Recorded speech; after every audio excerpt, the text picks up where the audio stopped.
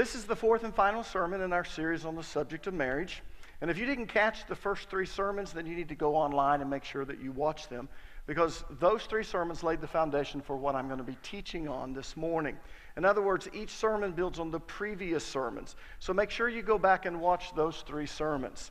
Now this morning, what I want to talk about is the purpose and importance of setting personal boundaries within a marriage. But first, let me explain what I mean by boundaries. Because normally when we think of boundaries, we think of property or land. We think of some type of boundary line that marks where one piece of property ends and another piece of property begins.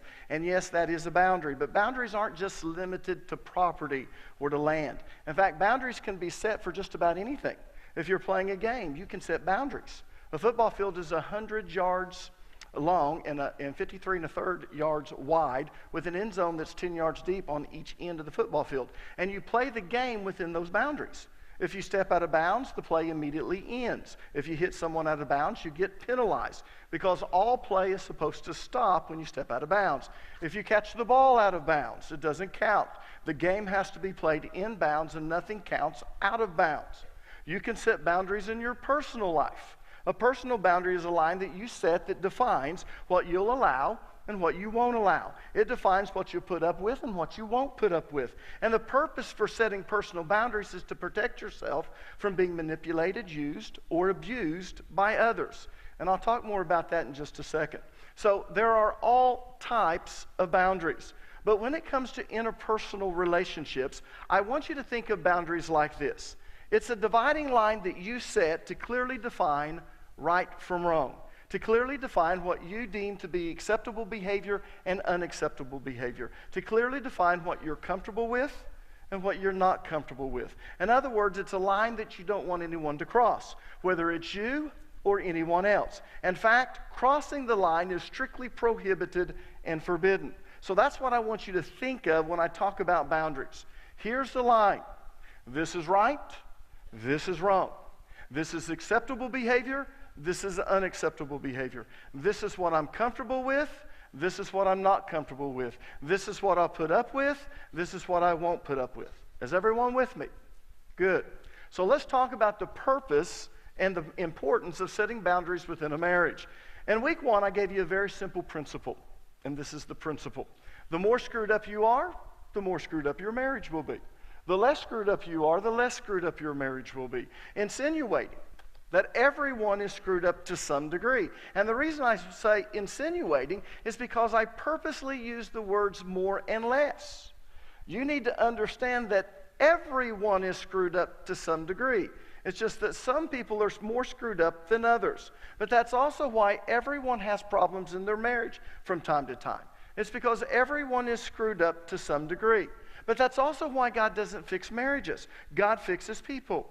You see, your marriage isn't broken, you are. So if you want to have a healthy marriage, then you have to become healthy. Now listen to me, because this is very important. Healthy people set personal boundaries. Let me say that again. Healthy people set personal boundaries.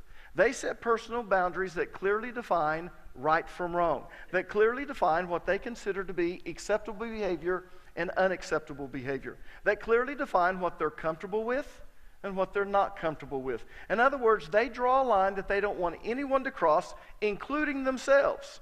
In fact, crossing that line is strictly prohibited and forbidden. And the reason they do that is to protect themselves from being manipulated, used, or abused by others, and to keep themselves from doing something that might bite themselves in the butt.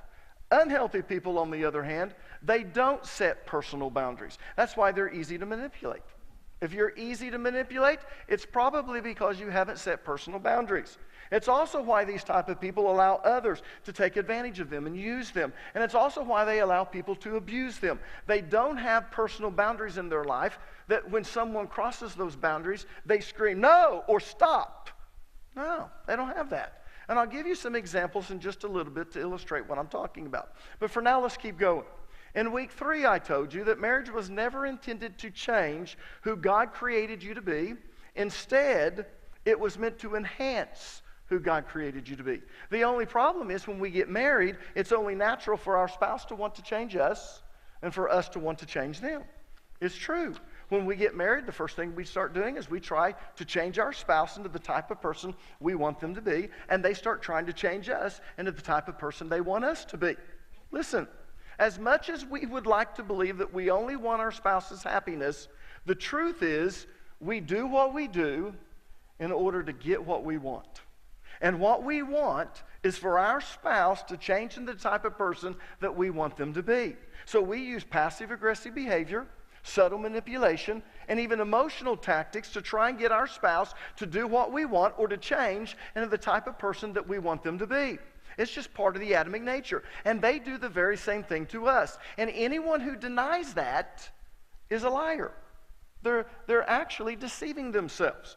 We all do it to some extent. But, and here's the but, the healthier we are, the less we do it.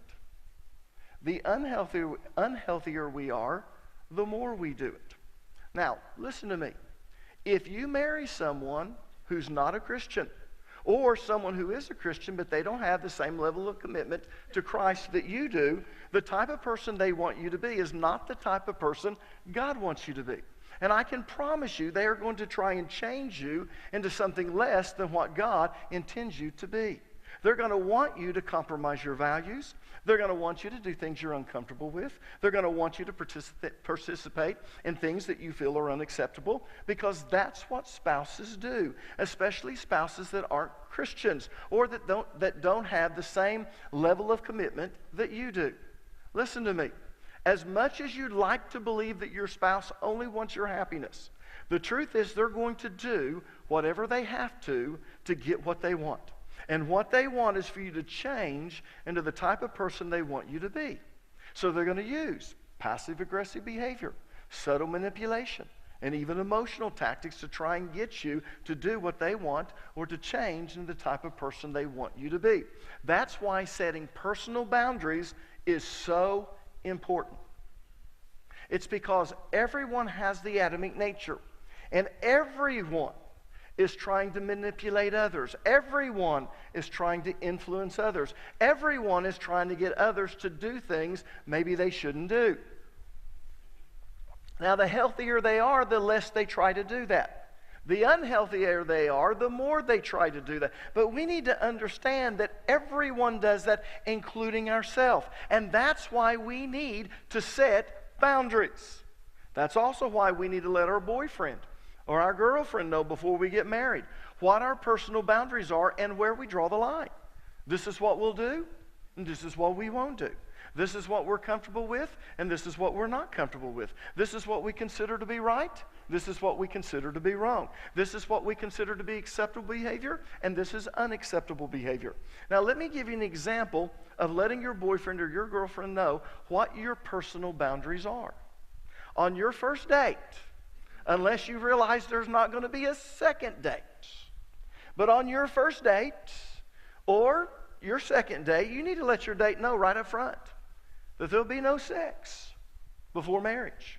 And you tell them where you draw the line. Now, where do you draw the line? Well, you need to know that. That's what personal boundaries are. Parents, listen to me. The majority of kids that have sex, one of the reasons that they end up having sex is because they were pressured into doing something they weren't yet ready to say no to. And they didn't know how to say no. It happened before they actually knew what was taking place. Their boyfriend or their girlfriend was crossing lines they shouldn't have been crossed, but they didn't know what to do or how to do it. Why? Because you as parents have not prepared them to set personal boundaries and how to express those personal boundaries to others. Your child should never date if they don't have personal boundaries and they don't know where those boundaries are, and if they're not ready to be able to express that. Now listen to me, young people. You're probably thinking, well, if I said that, then no one would date me. Well, that might be a good thing.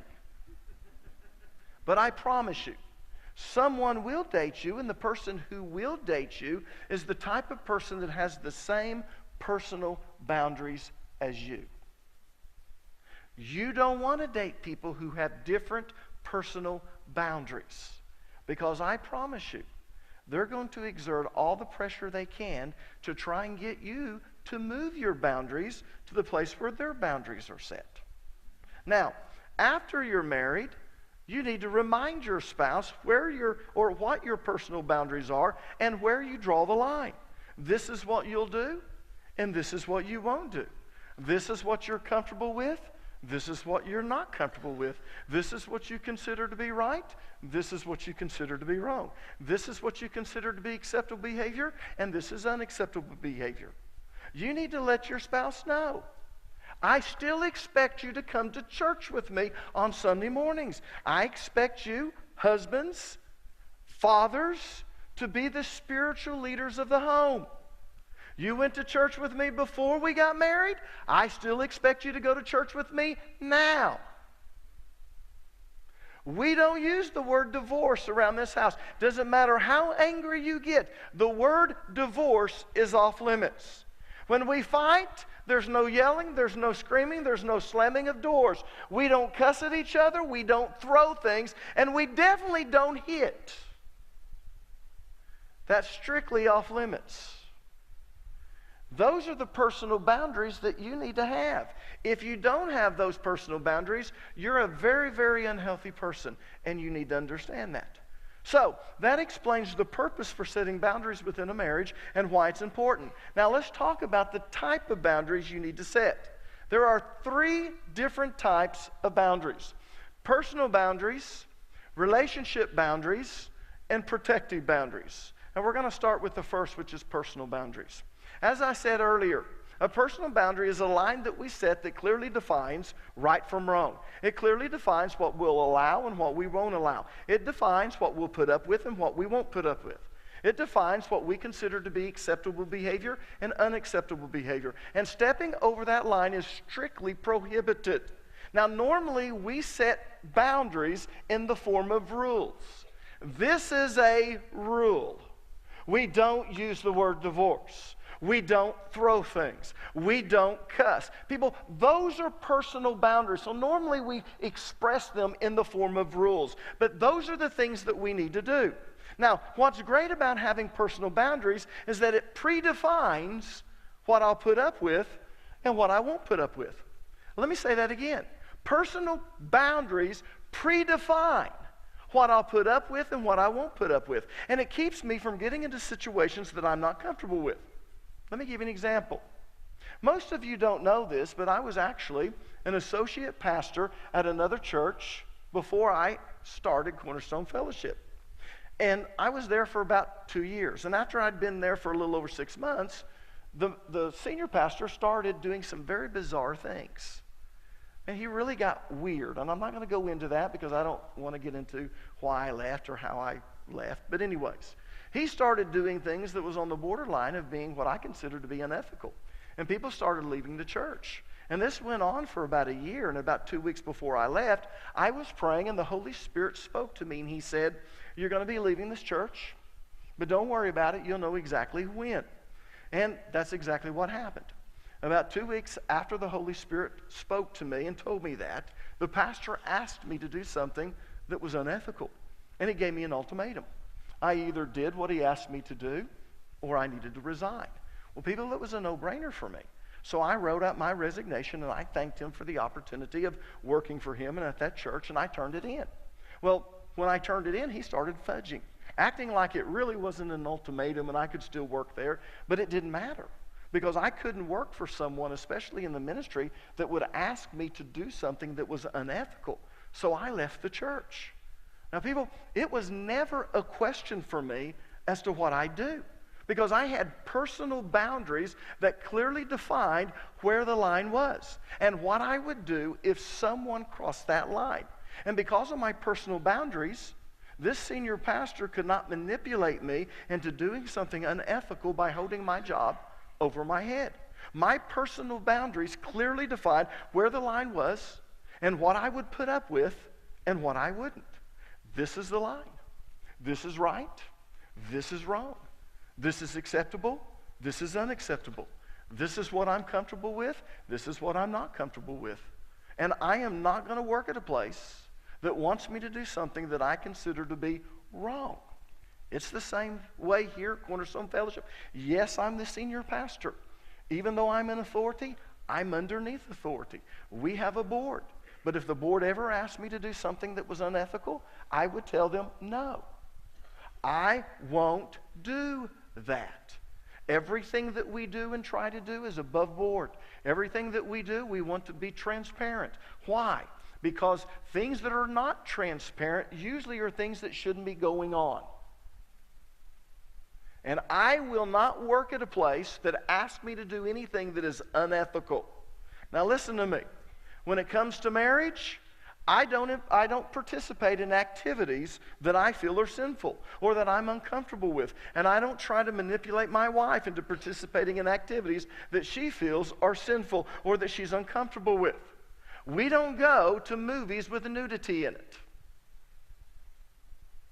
Let me try and give you that look. Let me explain something.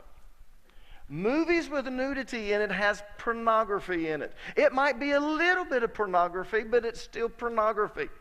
If it has a lot of nudity in it, then it has a lot of pornography in it. But here's what you need to understand, and if you're taking notes, you write this down.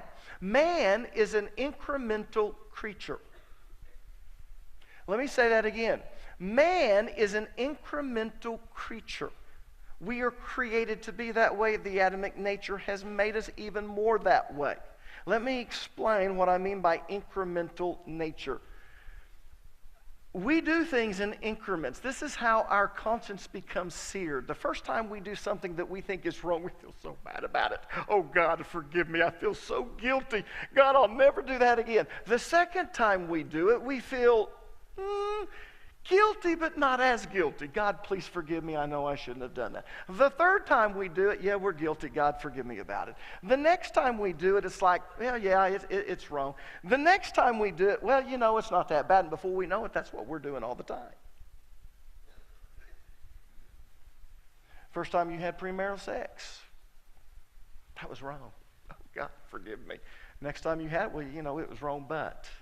And slowly, that boundary keeps getting moved. That's why the Bible says that it's wrong to reset ancient boundaries. That's not just talking about property or land. That's talking about personal boundaries. God has set up boundary lines. This is the line that you don't cross. This is right. This is wrong. This is acceptable. This is unacceptable. But you see, when we slowly start doing things, before long, we no longer feel guilty about it. Now, you know, sex before marriage, that's just what everyone does. And that's how you feel about it because you are an incremental creature. Calvinists believe that God hardened the heart of Pharaoh because that's what the Bible says. But they believe that he just immediately came and did that. Now, the way that God did that is that when he started bringing the plagues, he started with something small. It didn't mean that he created Pharaoh to be this way. It's just that he knows man. Man's an incremental creature. So he started with the plagues that were small. And when this plague happened, the Pharaoh said, my magicians can do that. And the first 3 or 4, they could do that. Then after this, their magicians couldn't do it. But each time he would go, I'm still not going to do that. And he had to bring him all the way to the point where every one of the firstborn children died in Egypt. And even then, he got mad and decided to follow the Israelites. But the way that God hardened his heart was through incremental moves. People, we are incremental creatures. When you set that boundary line, it needs to stay fixed. And the Bible says it's wrong to move ancient boundaries. And that's what it's referring to. So, that's the first type of boundary that you need to set, personal boundaries. Now let's talk about the second type, which is relationship boundaries. Relationship boundaries protect you from the world and from others. These type of boundaries dictate how you're going to let people treat you. In other words, what are you willing to put up with? And what are you not willing to put up with? I'll give you an example to illustrate what I'm talking about. Years ago, I was sitting around talking to 2 men who were about my age. They were married just like I was, and we got to talking about fighting with our wives. Women, you're not the only ones that complain about your spouse. Men will do the same thing. And so I was talking with these 2 men, and we got on the subject of fighting with our spouse. And one of them said when his wife got really angry, she would punch him. And the other guy's eyes got real big, and he said, my wife does the same thing. And then they got to talking about who they thought could hit the hardest, his wife or the other person's wife. And, I'm just shocked. And they turn and they look at me, and they can see this shocked look on my face. And so they asked this. They said, has Lisa never hit you? And this is what I told them. I'll never forget it. I said, Lisa has never hit me, and Lisa will never hit me, because I refuse to be in a relationship in which there is any type of domestic abuse. Any type. Whether it's physical abuse, verbal abuse, or mental abuse. I refuse to be in any type of relationship in which there's any type of domestic abuse. Period. Now, let me give you another example. I refuse to take a cussing. Not cursing. We're in Cherokee County. I refuse to take a cussing. Why? Because that's verbal abuse. When I worked for Southwestern Bell, one day I got an order to put in a phone at a certain business. What I didn't know is that they'd screwed up this person's order, and they'd been waiting weeks to get a phone. Now, back then, there was no such thing as cell phones. I know that's hard to believe, young people, but there wasn't. And most people didn't even have a touch tone. It was one of those things that you went,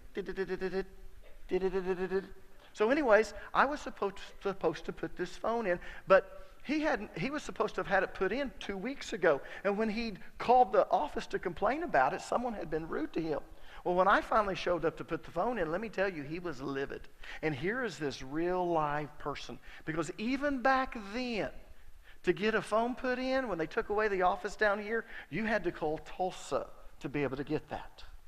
So here I was, the first real live person he got to talk to. And the very first thing he did was he started cussing me. I had my tools in my hands. I'd already had them. I'd walking toward the office, came in the door, had my tools there, and man, he just let loose. And after about a minute and a half of it, I held up my hands. I said, wait a minute. I said, I get paid to put telephones in. I don't get paid to take a cussing. I'll tell you what. If you'll show me where you want this phone, I'll put this phone in, and I'll make sure that you're happy before I leave. I'll do everything possible to make sure you're happy. I'll see if I can get you some free phone service for a month or two or whatever. But if you'll let me, I'll put this phone in. Well, that just made him madder for some reason. I don't know why. And off he went. He started cussing me. So I picked up my tools. I opened the door. I walked out to my truck. I put the tools in my truck. I got in the driver's seat, and he said, where are you going? I said, I told you. I get paid to put telephones in. I don't get paid to take a cussing. I didn't say a word. I just took off. 15 minutes later, my boss called me. He said, what happened? I got to watch it. I'm so bad about giving names. My wife says, make sure you don't give any names when you tell the stories. But anyways, so my boss says, what happened to so-and-so? And I explained the situation. He said, well, would you mind going back there? I think I've got him calmed down. I said, not a problem. I said, I'll go back there and put the phone in. Don't have a problem with that. So I turn around, I get out. As soon as I get out, I see this look on his face, and man, he's gloating. And immediately he starts in cussing me. I've got my tools in my hand. I set them down. I said, excuse me, sir. So I'm going to tell you one more time. I get paid to put telephones in. I don't get paid to take a cussing. I will put the phone in where you want it, and I'll make sure you're happy before I leave. But I'm not going to take a cussing. I'll be polite to you if you're polite to me. That just infuriated him. Man, off he went, sticking this finger in my face. So just calmly, I pick up my tools. I walk over to my truck. I put them in. I get in the driver's seat, and I take off. Yeah. He's got this shocked look on his face. 15 minutes later, the boss called me. Said, what happened? So I told him exactly what happened. He said, well, would you mind going back out there? I said, no, I'm not going to do it. I said, if you want me to go out there, he said, call my union rep. We'll have a meeting, but I'm not going back out there. I said, David, let me tell you something. That's my boss. It's okay to say this.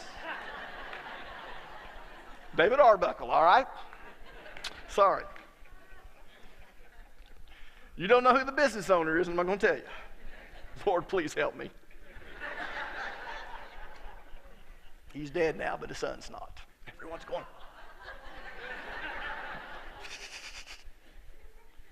Said, call my union rep up, we'll have a little meeting. Said, never mind.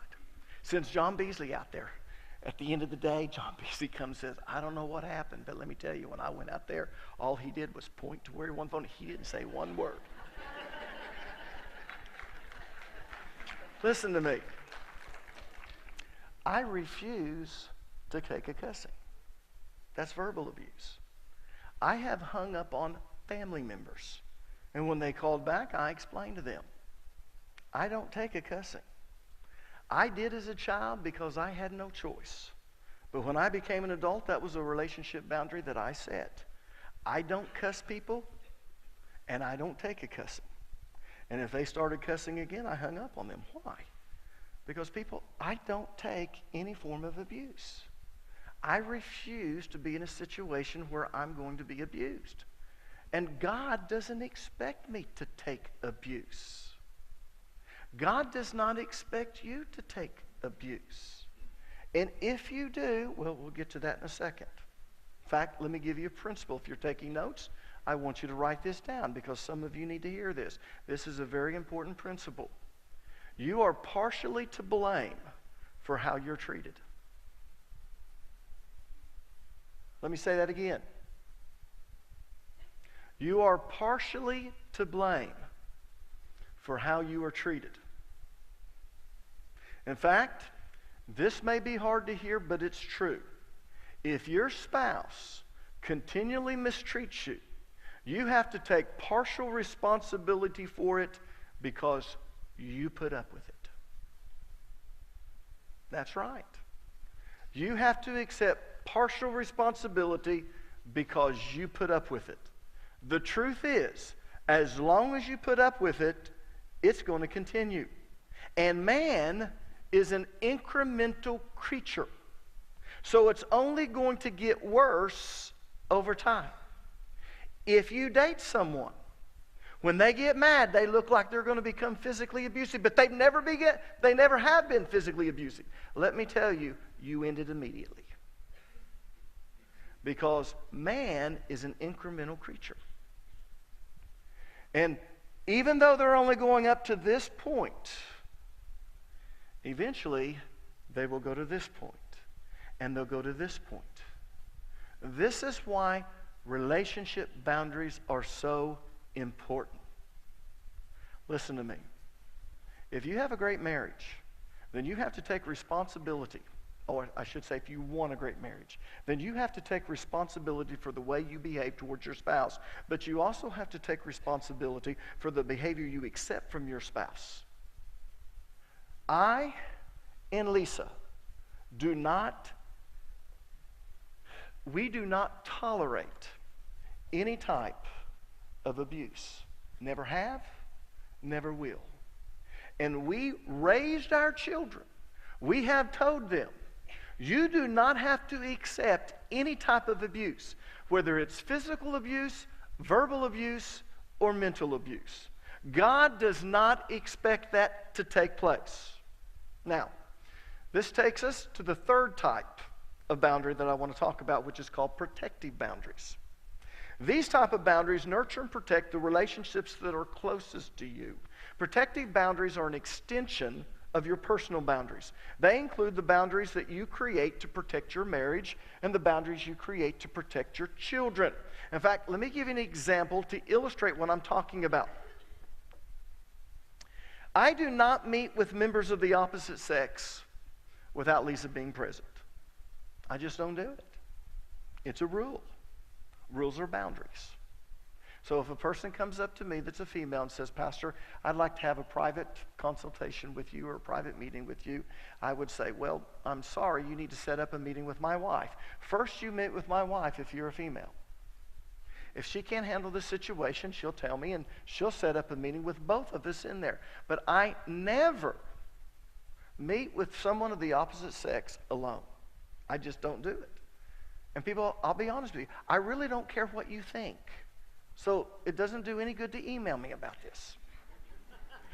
And I can promise you this, the scriptures you use, you're twisting and perverting. Don't play that game with me because I can beat you at it. All right?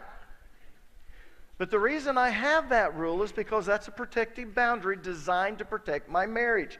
That keeps me from being falsely accused, and it keeps me from developing inappropriate feelings for someone other than my wife. This rule not only applies to me, this rule applies to everyone on my staff. Now, whether or not people on my staff obey it is up to them. But I have a rule for everyone on my staff, and I have for the last 30 years. You do not meet with anyone of the opposite sex without someone else being present. You don't do that. Because the chances of something happening are always there. And I am not responsible if one of my staff members has a moral failure. The reason they had a moral failure is because they broke the rule. They did not accept the personal boundary, and they did not abide by it. And as a result of that, they developed feelings for someone other than their spouse, and it's no one's fault but their own. That's good teaching, Pastor Allen. Mike Pence was totally right when he said he does not go out to eat with, he doesn't meet with someone of the opposite sex without his wife being present.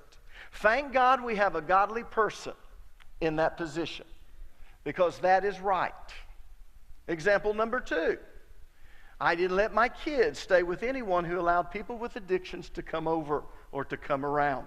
And that caused some hurt feelings from time to time. But that's too bad.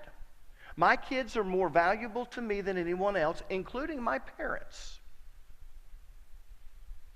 Let me say something to you. Not all family is the same.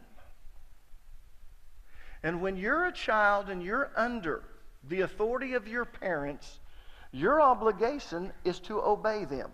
And the reason it's your obligation to obey them is because as long as you're underneath their roof, you're underneath their rules. That's biblical. You're not owed enough and you're not responsible enough to take care of yourself. And until you're responsible enough and owed enough to do that, then you will abide by their rules. But when you leave the house and you get married, you need to understand something. You no longer are required to obey your parents. You're to honor your parents. And honor and obedience are not the same thing. And then I want you to understand something. Not all family relationships are the same. The Bible tells a man that he's to leave his father and mother, cleave unto his wife, and the two shall become one flesh. They start their own individual family unit. At that point, their children are more important than their parents. The Bible teaches that. So, when my kids were little, I didn't let them stay with anyone who allowed people with addictions to come around. And that caused some hurt feelings from time to time. But that's too bad, because my kids are more valuable to me than anyone else. So if it hurt their feelings, that was too bad. Your children are underneath your protective custody. You're responsible for them. And if you do not have boundaries, something is wrong with you as a parent. You are their guardian. I can't tell you the number of times I've had people who've sat in my office crying about their kids being molested. And yet the stories they told me, and I thought, if you let them stay with these people, what is wrong with you? They're called protective boundaries for a reason.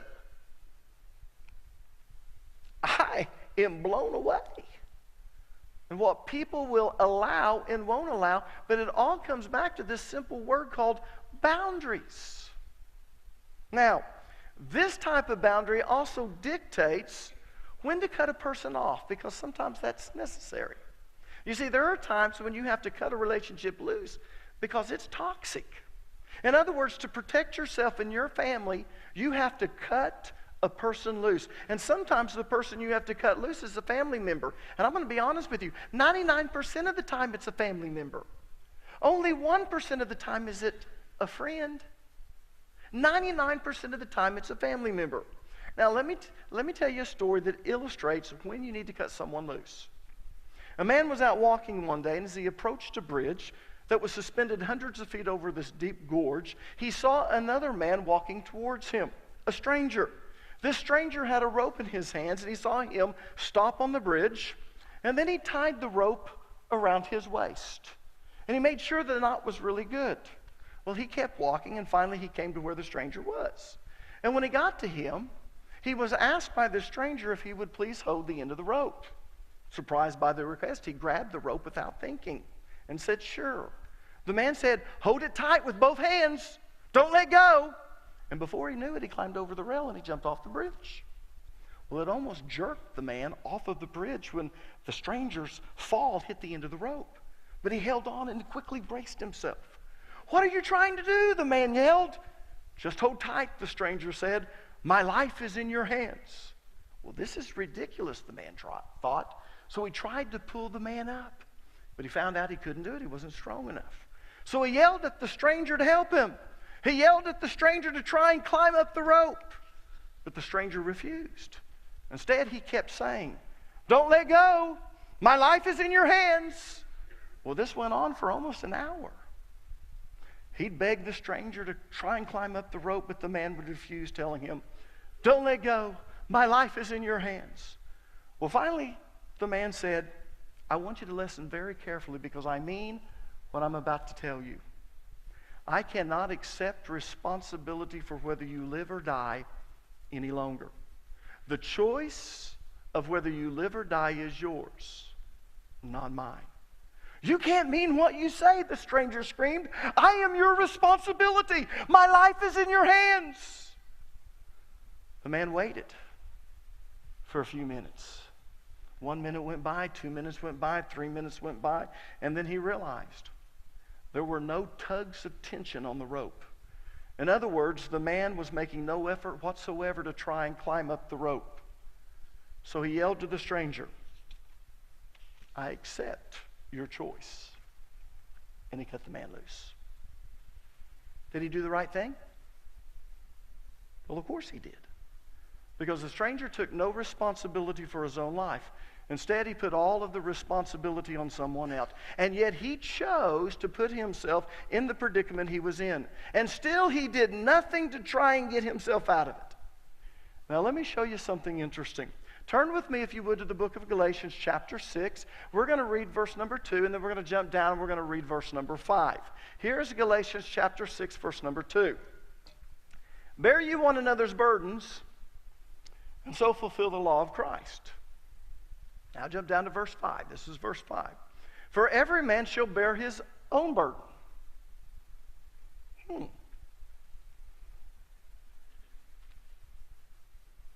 Is this an antithetical proverb, like in the book of Proverbs, where you say one thing, then you say something else, and they contradict each other, and the meaning is somewhere in the middle?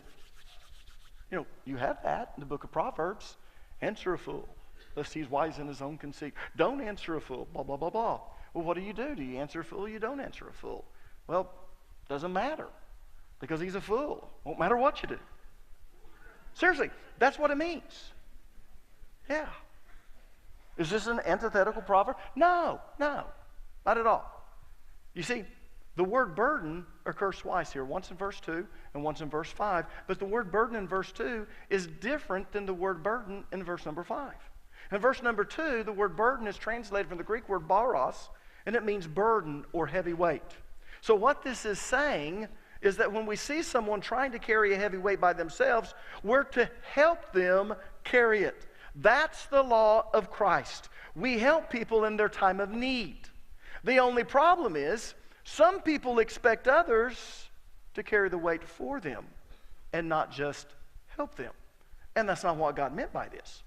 People, that's not the law of Christ. That's why he added verse number 5. Look at verse 5 again. "For every man shall bear his own burden." Now, the word burden in verse number 5 is the Greek word fordion, which means responsibilities. So what I want you to do is I want you to cross out the word burden in verse number 5, and I want you to replace it with the word responsibilities. Now, notice what verse 5 is saying. "For every man shall bear his own responsibilities." Well, what does that mean? Well, it means that you're supposed to fulfill your own responsibilities and not expect others to do it for you. And you are responsible for the choices that you make. Others are not responsible for the choices you make. And if you're not willing to take responsibility for the choices you make and try to help yourself, then others have every right to cut you off. And they should, according to the Bible. Seriously. Turn to 2 Thessalonians chapter 3, verse 10, and I'll prove it to you. Notice what this says. For even when we were with you, we gave you this rule. Now remember, boundaries are normally expressed in the form of rules. But this is a rule. You don't break the rules. What's the rule? For even when we were with you, we gave you this rule. The one who was unwilling to work shall not eat. In other words, don't feed them. Let me explain something. We all have family members. Maybe they're close family members, maybe they're extended family members, but we have family members that have made poor choices. But here's the sad part. They're a problem child because the common characteristic of a problem child is they never accept responsibility for their actions. It's never their fault. If they're on drugs, it's not their fault. If they're an alcoholic, it's not their fault. It's always someone else's fault. They weren't loved as a child, or they weren't this, or they weren't that, or my wife left me. Honey, your wife might have left you, but you're still responsible for the choices you make. Yeah, it's true. So sometimes we have to cut people off. This is the thing about protective boundaries. Protective boundaries come in and you set these boundaries. You make these rules up. This is what you will do, and this is what you won't do. This is what you'll do to protect your marriage. This is what you'll do to protect your kids. I won't allow my kids to be put in situations where they're in danger. I'm not going to do that. Why? Because they're more valuable to me than anyone else. And God expects me to protect them. They need my protection. So, 3 boundaries that we need to make. If you want to be healthy, if you want to have healthy relationships, then you have to set boundaries. And these are the 3 types of boundaries you have to set. Personal boundaries, relationship boundaries, protective boundaries. And I promise you, if you set boundaries, your life will be so much better. Because once you set boundaries in your marriage, once you tell your spouse, or even before you get married, this is part of your promises. I promise I'm never going to scream at you. I'm never going to yell at you. I'm never going to get so mad that I knock a hole in the sheetrock. I'm not going to lie to you. I'm not going to cheat on you. I'm not going to verbally abuse you. I'm not going to mentally abuse you. I'm not going to physically abuse you. That's a rule. That's a line. That's something I'm not going to cross. That's a boundary. And then you let them know, I expect the same thing from you. And that's what creates a healthy relationship. And then you go further. You teach your children that. You teach your children, if you're on a date and this is the way your date acts, this is what they do. If they want to move the ancient boundaries, if they want to move your rules, this is where your personal boundary is, but they want to try and talk you into moving it here, they are not the type of person you want to be with. Because eventually, because you're an incremental creature, you will move your boundaries.